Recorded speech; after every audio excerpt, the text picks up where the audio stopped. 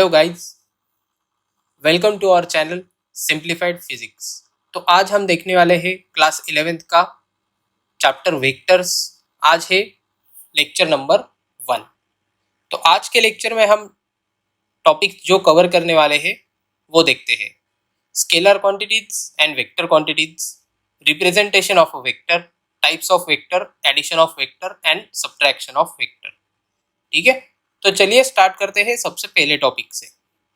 तो सबसे पहले टॉपिक में देखिए, स्केलर क्वांटिटीज क्या होती है। स्केलर क्वांटिटीज ऐसी क्वांटिटीज होती है जिनके लिए कोई डायरेक्शन की जरूरत नहीं है। उनके पास क्या जरूरी है, सिर्फ और सिर्फ मैग्नीट्यूड।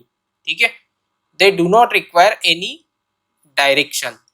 ओके, जैसे कि फॉर एग्जांपल है अपने पास मास, वॉल्यूम, डेंसिटी और भी कई सारे एग्जांपल्स है। फॉर एग्जांपल एनर्जी, ठीक है, पावर, वर्क, ये सारे क्या हो गए, स्केलर क्वांटिटीज हो गए। ठीक है, तो वेक्टर क्वांटिटीज ऐसी क्वांटिटीज होती है उनके पास दोनों होता है, they have both magnitude and direction. ठीक है, और वो क्या फॉलो करते हैं, वेक्टर लॉ ऑफ एडिशन। क्या फॉलो करते हैं ये, वेक्टर लॉ ऑफ एडिशन। तो वेक्टर क्वांटिटीज ऐसी क्वांटिटीज होती है जो कि क्या फॉलो करेंगे, vector law of addition follow करेंगे। इनके पास मैग्नीट्यूड भी होगा और डायरेक्शन भी होगा। For example displacement, velocity, acceleration, force. ठीक है, बहुत सारे एग्जाम्पल्स है वेक्टर क्वांटिटी के, फोर्स, मोमेंटम एक्सेट्रा। ठीक है, तो जो वेक्टर क्वांटिटीज होती है तो इनका इंपॉर्टेंस क्या है और कैसे डिफाइन करना है, ये हम आगे के इसमें देखते हैं। सपोज अपने पास एक ब्लॉक है, ठीक है, let suppose we have block A. तो ये जो ए ब्लॉक है, ये ए ब्लॉक के ऊपर लेट सपोज मैंने 10 न्यूटन और 5 न्यूटन, ये दोनों भी फोर्स अगर मैंने ये ए ब्लॉक पे अप्लाई किए, और दोनों भी फोर्स की डायरेक्शन कैसे है, दोनों भी फोर्स की डायरेक्शन सेम ही है, तो in that case what will be our net force. So net force will be equal to 10 newton plus 5 newton, so total will be 15 newton. But अगर हम ये सेकेंड केस देखेंगे, B, let suppose this is block B, अगर यहीं पे हम same forces apply कर रहे हैं बट हमने उनका सिर्फ डायरेक्शन ही चेंज किया है। क्या चेंज किया है, डायरेक्शन। तो ये ब्लॉक बी पे नेट फोर्स जो होगा वो क्या होगा, 10 newton minus 5 newton, so that will be equal to 5 newton. तो ये जो ब्लॉक बी है, ये ब्लॉक बी ये डायरेक्शन में मूव करेगा with a force of 5 newton, और ये जो ब्लॉक ए है ये डायरेक्शन में मूव करेगा with a force of 15 Newton. ठीक है, तो नेक्स्ट देखते हैं हम रिप्रेजेंटेशन ऑफ अ वेक्टर। तो कोई भी जो वेक्टर होता है वो वेक्टर को रिप्रेजेंट कैसे करते हैं, वो वेक्टर को रिप्रेजेंट करते हैं, लेट सपोज ए एक हमारा वेक्टर है, तो उसके ऊपर होगा अपने पास एरो। जो कोई भी क्वांटिटी होगी जिसके ऊपर हमें एरो दिखेगा, इट इज अ वेक्टर। ठीक है, तो ए वेक्टर, कोई भी एक जो वेक्टर होता है that is equal to mod of A into A cap, mod of A into A cap. तो मॉड ऑफ ए क्या होता है, मॉड ऑफ ए मतलब magnitude of vector A. Mod of A माने मैग्नीट्यूड ऑफ वेक्टर ए। ठीक है, और ये जो ए कैप है, ये ए कैप क्या होता है, ए कैप होता है यूनिट वेक्टर। ए कैप क्या होता है, यूनिट वेक्टर। ठीक है, तो नेक्स्ट इसमें देखते हैं अगर कोई भी एक वेक्टर है उसको मैं 3 डायमेंशन में भी मेंशन कर सकता हूं या फिर उसको लिख सकता हूं। जैसे कि फॉर एग्जांपल लेट सपोज मेरे पास कोई वेक्टर बी है, तो बी वेक्टर मैं आई, जे और के फॉर्म में भी लिख सकता हूं। मतलब फॉर एग्जांपल मैं लिख सकता हूं 2 आई कैप प्लस 3 जे कैप प्लस 4 के कैप। ठीक है, इसका मतलब क्या है, ये आई जे के, फर्स्ट ऑफ ऑल देखते हैं आई जे और के ये क्या होता है। ठीक है, आई मतलब, आई कैप मतलब होता है unit vector in the direction of X axis. Unit vector किसके डायरेक्शन में, एक्स एक्सिस के direction. In the direction of X axis. ठीक है, सिमिलरली जे क्या हो सकता है, जे होता है unit vector in the direction of Y axis, और के क्या होता है, के होता है unit vector in the direction of Z axis.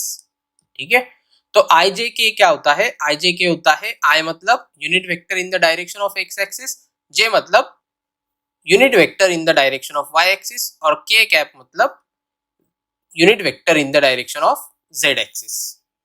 ठीक है, तो ये ऐसे भी रिप्रेजेंट कर सकते हैं किसी भी वेक्टर को। तो देखते हैं नेक्स्ट थिंग, अब पैरेलल शिफ्टिंग। ओके, तो पैरेलल शिफ्टिंग क्या होता है, अगर सपोज मेरे पास कोई भी एक वेक्टर है, तो वो वेक्टर को मैं, सपोज मेरे पास एक वेक्टर है ये, ठीक है, अब ये वेक्टर की मुझे डायरेक्शन दिख रही है, इस डायरेक्शन में है ये वेक्टर।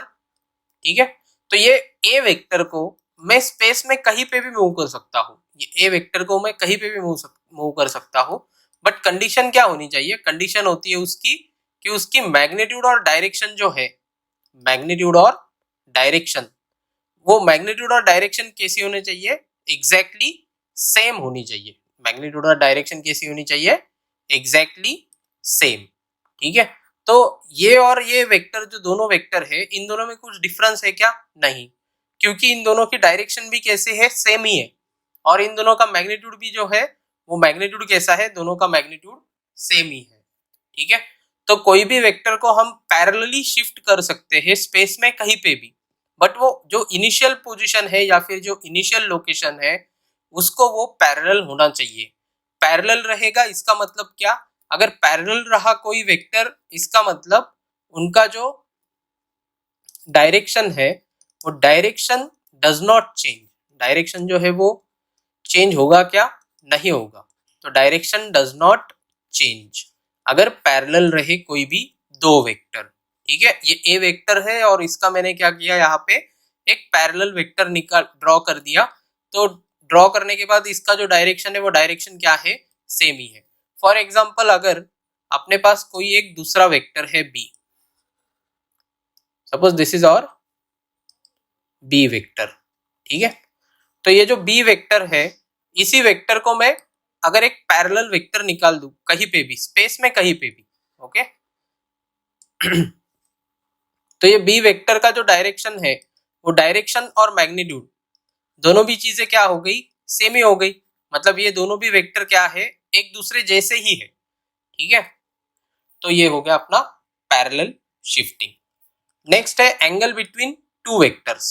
देखो अगर कोई भी वेक्टर के बीच का अगर एंगल निकालना होगा तो सबसे पहले हमें क्या करना होगा, वो दोनों वेक्टर का हमें देखना होगा कि वो दोनों वेक्टर एक दूसरे से ज्वाइन कैसे और कहाँ पे है। व्हाट इट मीन्स, देखो अगर मेरे पास एक ए वेक्टर है और मेरे पास एक बी वेक्टर है ये,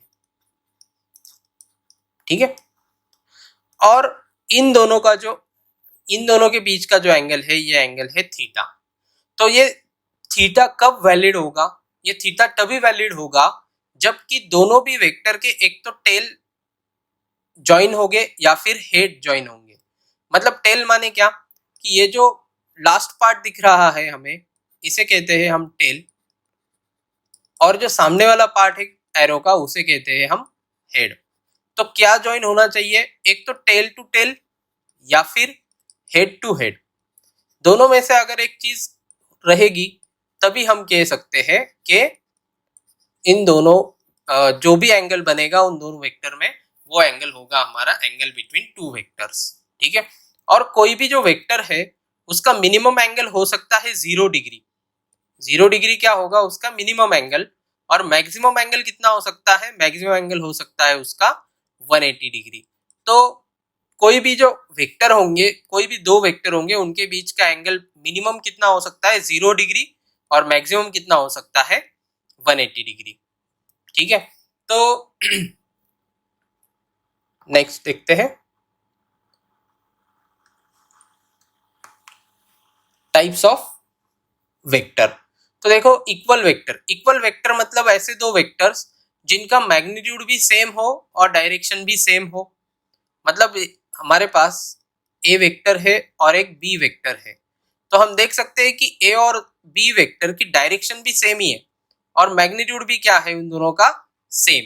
तो ऐसे टाइप के वेक्टर्स को कहेंगे हम इक्वल वेक्टर्स। नेक्स्ट है हमारा पैरेलल वेक्टर। पैरेलल वेक्टर किन्हें कहेंगे हम, अगर दो वेक्टर है, वो दो वेक्टर का जो डायरेक्शन है वो डायरेक्शन अगर सेम ही रहा, इवन इफ उनका मैग्नीट्यूड सेम नहीं है, इवन इफ उनका मैग्नीट्यूड सेम नहीं है, तो उसको क्या कहेंगे हम, पैरेलल वेक्टर कहेंगे। और इन दोनों वेक्टर के बीच का जो एंगल होगा वो एंगल होगा 0 डिग्री।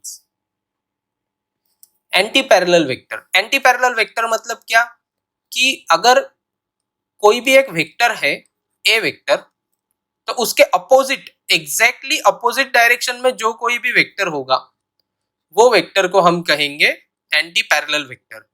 तो इन दोनों के बीच का जो एंगल होता है वो एंगल होता है 180 डिग्रीज, एंगल होता है 180 डिग्रीज। कोलिनियर वेक्टर्स ऐसे वेक्टर्स होते हैं जो कि लाई करेंगे अलोंग द सेम लाइन। ठीक है, कैसे लाई करेंगे वो, अलोंग द सेम लाइन। मतलब ये ए वेक्टर है, ये बी वेक्टर है, और लेट सपोज ये मेरा सी वेक्टर है। ठीक है, तो कोई भी जो ये तीनों जो वेक्टर्स ड्रॉ करे हैं, ये तीनों वेक्टर्स में हम देख सकते हैं कि ए और बी का डायरेक्शन सेम है और सी का इन दोनों से अपोजिट है, बट ये अलोंग द सेम लाइन है। अगर कोई भी vector along the same line रहेंगे तो उन्हें क्या कहेंगे हम, कोलिनियर वेक्टर। उनके बीच का जो एंगल होता है वो एक तो 0 डिग्री हो सकता है या फिर 180 डिग्री हो सकता है। ठीक है, उन दोनों के बीच का एंगल नहीं, एक तो 0 डिग्री हो सकता है या फिर 180 डिग्री हो सकता है। तो जो जीरो वेक्टर या फिर नल वेक्टर होते हैं उनको मैग्नीट्यूड नहीं रहता है, यानी कि उनका मैग्नीट्यूड क्या होता है, उनका मैग्नीट्यूड होता है 0। अगर कोई भी वेक्टर का मैग्नीट्यूड 0 होगा तो उसे हम कहेंगे जीरो वेक्टर या फिर नल वेक्टर। ठीक है, नेक्स्ट है अपने पास यूनिट वेक्टर। अब यूनिट वेक्टर क्या होता है, जैसे कि हमने रिप्रेजेंटेशन ऑफ वेक्टर में देखा, कोई भी जो एक वेक्टर है उसको रिप्रेजेंट करते हैं हम मॉड ऑफ ए और ए कैप से। जैसे कि हमने पहले देखा मॉड ऑफ ए मतलब क्या, मॉड ऑफ ए मतलब होता है मैग्नीट्यूड। तो ये जो हमारा यूनिट वेक्टर है उसको हम रिप्रेजेंट कर सकते हैं A cap is equals to A vector upon mod of A. कैसे रिप्रेजेंट करेंगे, A vector sorry A cap equals to A vector upon mod of A. ठीक है, अब कोई भी जो यूनिट वेक्टर होता है, कोई भी यूनिट वेक्टर होता है उसकी वैल्यू होती है 1। कितनी वैल्यू होंगी उसकी, 1। ठीक है, मतलब जैसे कि हमने पहले देखा आई कैप जो है इसका मैग्नीट्यूड कितना होगा, यानी कि मॉड ऑफ आई कितना होगा, 1 होगा। मॉड ऑफ जे कितना होगा, 1 होगा। मॉड ऑफ के कितना होगा, 1 ही होगा, क्योंकि ये आई जे और के ये क्या थे, ये थे unit vector in the direction of X axis, unit vector in the direction of Y axis, unit vector in the direction of Z axis. ठीक है, तो नेक्स्ट है कोप्लेनर वेक्टर्स। तो कोप्लेनर वेक्टर्स किन्हें कहेंगे, ऐसे दो वेक्टर्स जो कि लाई करेंगे इन द सेम प्लेन। कहाँ लाई करेंगे, इन द सेम प्लेन। और कोई भी जो दो वेक्टर्स है they are always coplanar vectors. कोई भी स्पेस में कोई भी अगर दो वेक्टर उठा के ले लो तो वो दोनों vectors will always be coplanar with each other. ठीक है, नेक्स्ट होते हैं निगेटिव और ऑपोजिट वेक्टर। अगर कोई भी वेक्टर है, मेरे पास ए वेक्टर है ये, अगर ये ए वेक्टर का मैं डायरेक्शन चेंज कर दूं, मैग्नीट्यूड चेंज नहीं करना है, क्या चेंज करना है, बस उसका डायरेक्शन, तो इसको क्या कहेंगे हम, निगेटिव वेक्टर। क्या कहेंगे, निगेटिव वेक्टर। फॉर एग्जांपल अगर मेरे पास कोई एक वेक्टर है बी, ठीक है, अगर मुझे इसका क्या निकालना है, मुझे निकालना है इसका निगेटिव वेक्टर, तो मेरा निगेटिव वेक्टर क्या होगा, बस उसकी डायरेक्शन अपोजिट होगी बट मैग्नीट्यूड उसका क्या होगा, सेम होगा, तो इसे कहेंगे हम निगेटिव वेक्टर या फिर अपोजिट वेक्टर। नेक्स्ट देखते हैं मैग्नीट्यूड ऑफ अ वेक्टर। ठीक है, तो कोई भी जो वेक्टर होता है, जैसे कि हमने देखा एक ए वेक्टर है, तो ए वेक्टर को अगर मैं ऐसे लिखूंगा A I cap plus B J cap plus C K cap. ठीक है, तो ये वेक्टर का मुझे फाइंड आउट करना है मैग्नीट्यूड। तो मैग्नीट्यूड कैसे निकालूंगा मैं? मैग्नीट्यूड के लिए फॉर्मूला होता है under root of A square plus B square plus C square. मतलब ए क्या है? ए है कोएफिशिएंट ऑफ आई, बी क्या है? कोएफिशिएंट ऑफ जे, और सी क्या है? कोएफिशिएंट ऑफ के। तो जो भी कोएफिशिएंट होगा उनका स्क्वायर लेके एडिशन करके उसका रूट लेना है। ठीक है, फॉर एग्जाम्पल अगर मेरे पास कोई एक वेक्टर है बी वेक्टर, लेट सपोज अपने पास है बी वेक्टर, जैसे कि वो है 4i cap minus 3j cap. ठीक है, अगर मुझे फाइंड आउट करना है मॉड ऑफ बी, मतलब मैग्नीट्यूड ऑफ बी, तो मैग्नीट्यूड ऑफ बी क्या होगा? आई का कोएफिशिएंट देखिए, आई का कोएफिशिएंट कितना है? 4, तो उसका स्क्वायर प्लस जे का कोएफिशिएंट कितना है? -3, तो -3 का स्क्वायर। तो 4 का स्क्वायर करूंगा तो मुझे आ जाएगा 16, और -3 का स्क्वायर करूंगा तो मुझे आंसर आ जाएगा 9। तो 16 plus 9 will be equal to 25। तो रूट 25 तो परफेक्ट स्क्वायर है, स्क्वायर रूट है, तो मुझे मैग्नीट्यूड ऑफ बी मिल जाएगा। Magnitude of B will be equal to 5। ठीक है, समझ में आ रहा है? तो नेक्स्ट देखते हैं डायरेक्शन ऑफ अ वेक्टर। अब देखिए डायरेक्शन जो है, हम डायरेक्शन अभी हमने फाइंड आउट करा। डायरेक्शन कैसे निकालते हैं? A cap is equal to क्या होता है? A vector upon mod of A, A vector upon mod of A. ठीक है, तो जैसे कि हम पहले का ही एग्जांपल ले लेते हैं। A vector was equal to 4i cap minus 3j cap. ठीक है, अब अगर हमें ये वेक्टर का डायरेक्शन निकालना है तो A cap will be equal to A vector upon mod of A. ठीक है, और इसका मॉड कितना आया था, मतलब मैग्नीट्यूड कितना आया था? उसका मैग्नीट्यूड आया था 5। तो A cap will be equal to 4i minus 3j upon 5। ठीक है, तो ये हो गया इसका डायरेक्शन। ओके, तो नेक्स्ट देखते हैं कि example find the unit vector of 4i cap minus 3j cap plus k cap. ठीक है, तो इसको मान लेते हैं हम एक वेक्टर a। ठीक है, तो वेक्टर a के क्या दिया है हमें? 4i cap minus 3j cap plus k cap. ठीक है, तो कोई भी जो यूनिट वेक्टर है that will be equal to a cap, sorry a vector upon mod of a। तो हम क्या करेंगे, सबसे पहले इसका जो है ये मैग्नीट्यूड निकाल लेते हैं। तो mod of a is equal to क्या हो जाएगा? i, j और k के जो कोएफिशिएंट्स है, देखते हैं क्या क्या कोएफिशिएंट्स है। 4 square minus 4 square plus in bracket minus 3 square plus 1 square.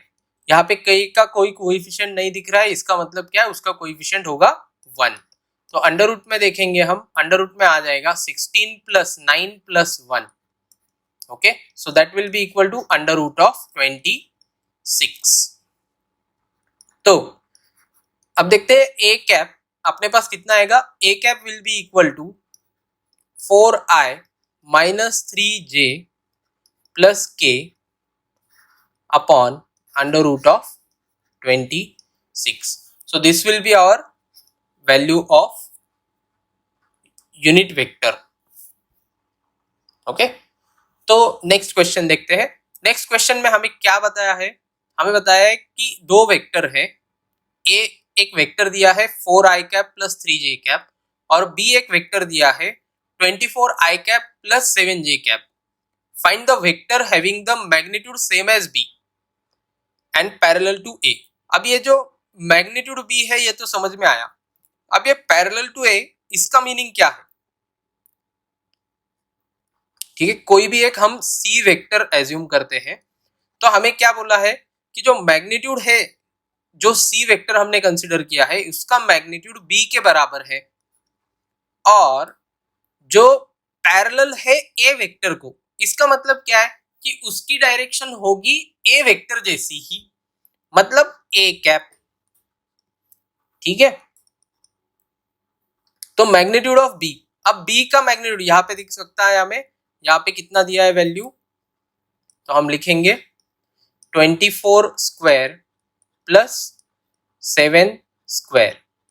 ठीक है, देन अब ए कैप क्या होगा, a cap will be equal to A vector upon mod of A.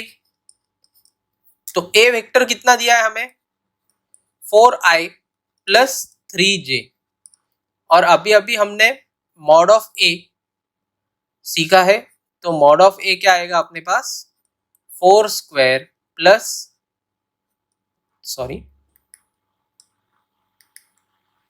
3 square, so this will be equal to 24 square plus 7 square होता है under root of 625, तो under root of 625 का अगर स्क्वायर रूट लूंगा मैं तो मेरे पास आ जाएगा 25 multiplied by 4i plus 3j upon, अब इसका जो है वो आंसर आ जाएगा 5, तो फाइनली मेरे पास आंसर आ जाएगा 5 multiplied by 4i plus 3j।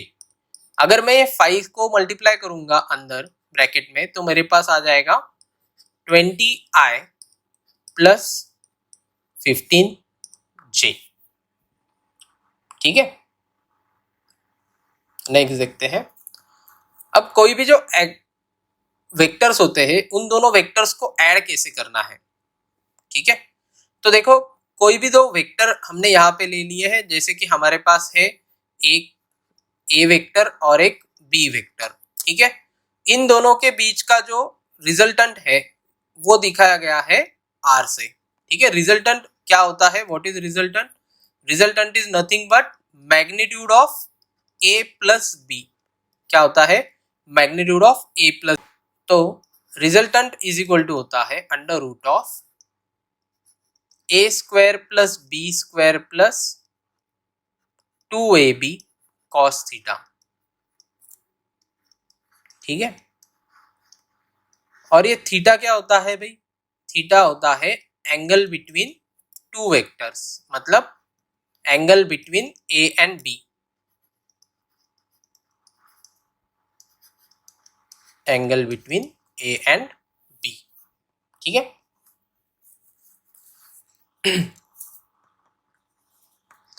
तो कोई भी, अब इसमें जो स्पेशल केसेस है, resultant of two vectors will be maximum when they are parallel. ठीक है, अब देखो रिजल्टेंट जो है वो मैक्सिमम कब होगा, जब दो वेक्टर्स के बीच का जो एंगल होगा, मतलब जो एंगल होगा थीटा, थीटा क्या होगा 0 डिग्री। अगर थीटा 0 डिग्री रहा तो R will be maximum, R will be maximum. ठीक है, और कोई भी दो वेक्टर का जो रिजल्टेंट है वो रिजल्टेंट मिनिमम कब होगा, जब उनके बीच का जो एंगल है वो एंगल हो जाएगा अपना 180 डिग्रीज। ठीक है, तो R will be minimum in this case. Okay, और दो, कोई भी दो अनइक्वल वेक्टर्स रहे मैग्नीट्यूड में, तो उनका जो रिजल्टेंट होगा वो रिजल्टेंट कभी भी जीरो नहीं होगा, उनका रिजल्टेंट कभी भी जीरो नहीं होगा अगर दो वेक्टर्स अनइक्वल है मैग्नीट्यूड में। उनका रिजल्टेंट जीरो कब होगा, only when magnitude of two vectors will be equal. If magnitude is equal, then and then only इनके बीच का जो रिजल्टेंट है वो जीरो हो सकता है,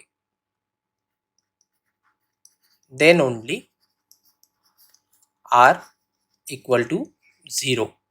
जीरो हो सकता है, जीरो रहेगा ही ऐसा नहीं कह रहा हूं, जीरो हो सकता है। ठीक है, जैसे कि फॉर एग्जाम्पल अगर सपोज अपने पास एक ब्लॉक है,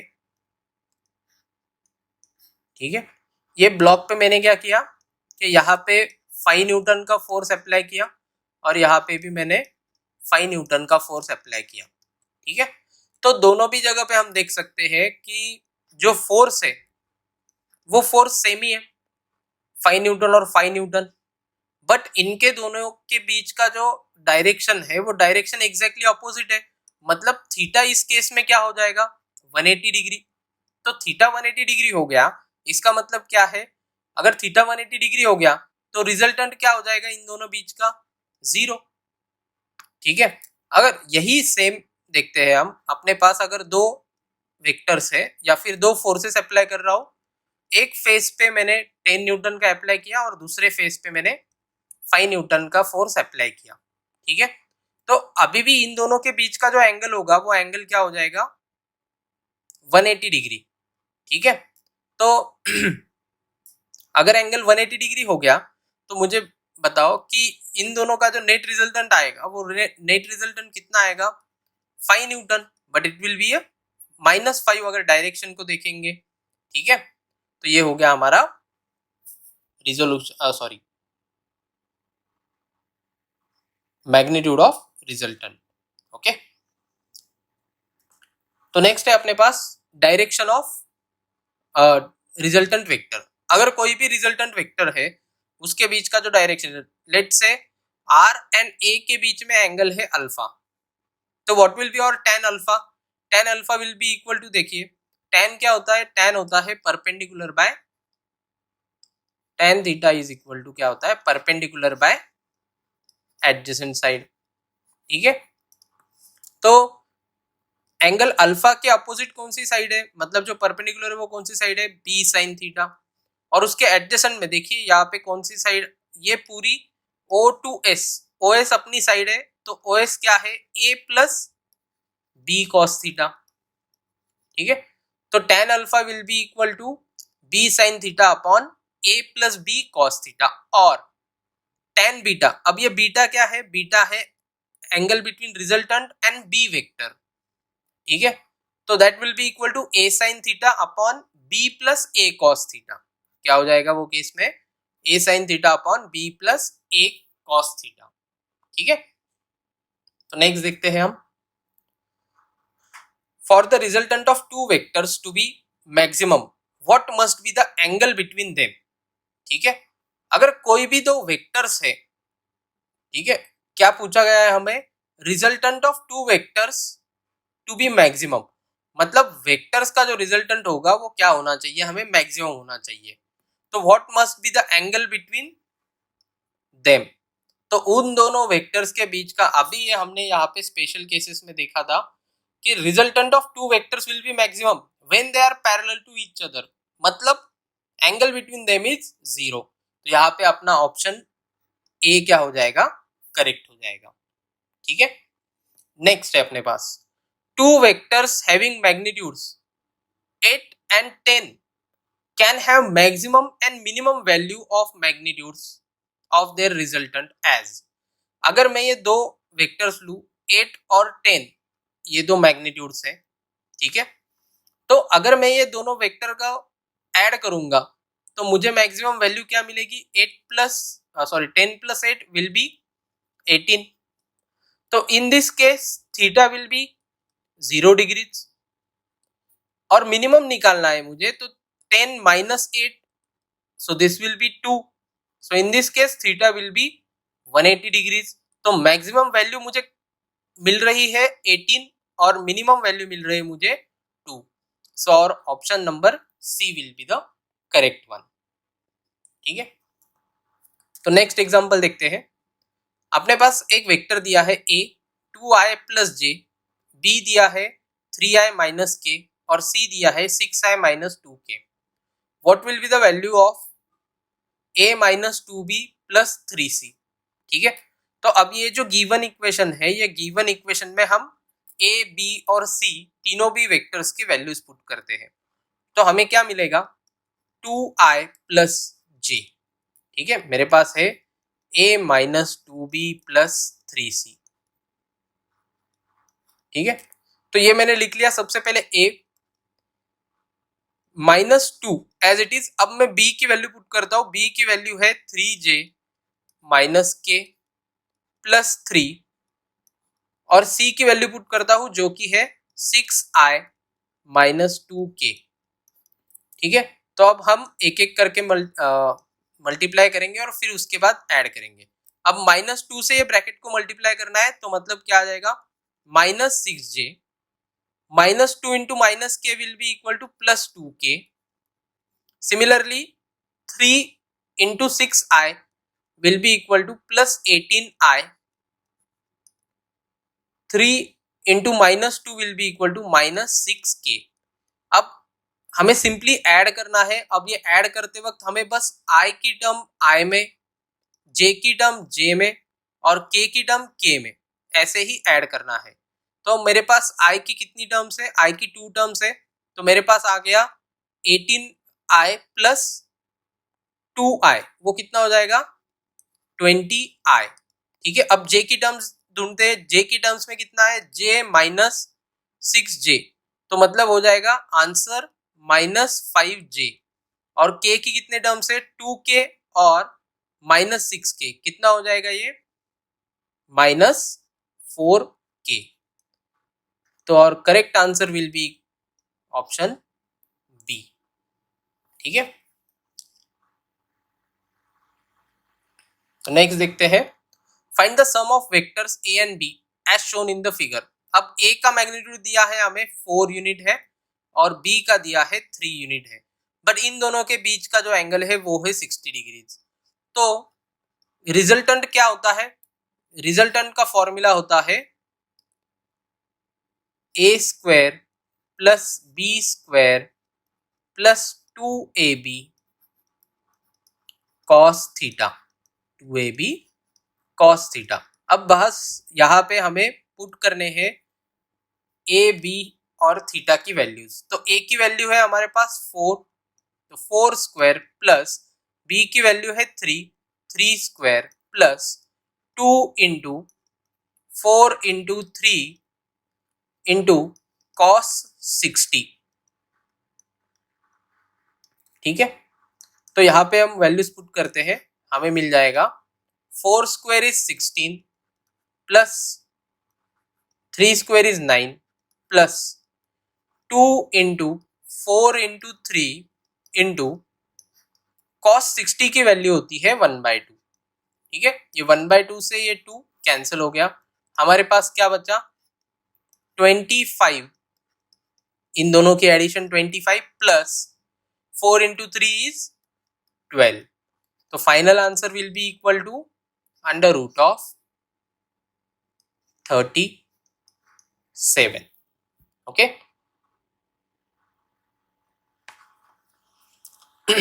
तो नेक्स्ट है, at what angle should the two vectors 2p and √2p, ये √2p है,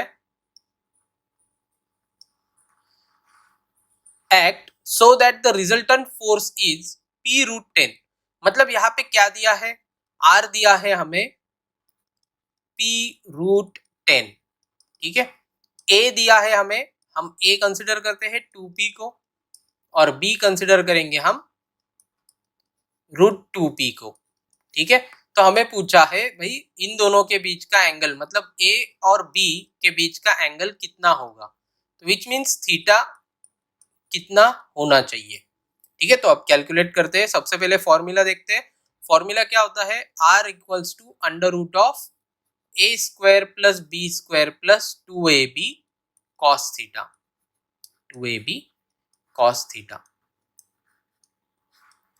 ठीक है, अब स्क्वायर करेंगे बोथ साइड्स तो हमें मिल जाएगा r square equal to a square plus b square plus 2ab cos theta. अब बस हमें पुट करनी है आर ए बी इनकी वैल्यूज और हमें फाइंड आउट करना है थीटा।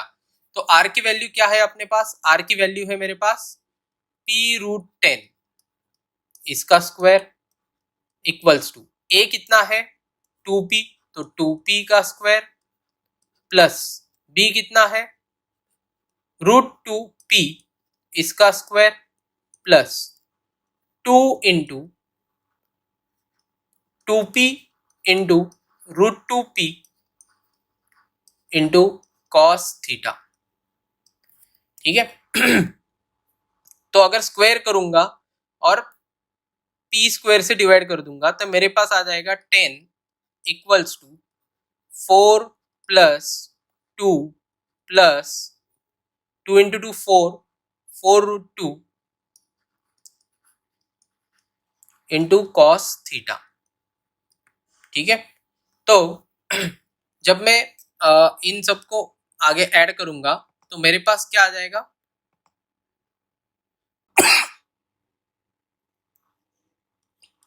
10 equal to 6